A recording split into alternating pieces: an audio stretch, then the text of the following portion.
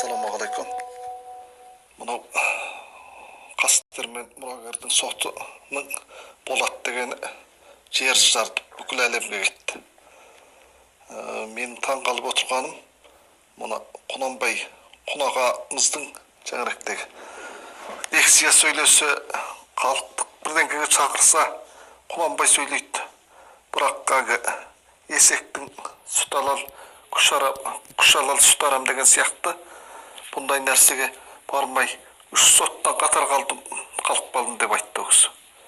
Сонда сол жаңағы жерде Нұрханда барыпты, бәрі барыпты. Міне жерде бір тал бір лекция сөйлеп, бір халыққа бір Қытай қазағының мұңын айтып, бір ешқандай аузын ашпайтын, аузына су толтырып алып жүретіндерді ертіп барыпты.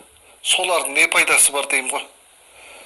Ылғай со секілді адамдарды ертіп барады, негізгі адамды қағып тастайды. Мынау Құнанбай деген осы 2 жылдан бері атой салып аты алысқа кетті. Бүкіл 7 материк 4 құрлықты шарлап кетті.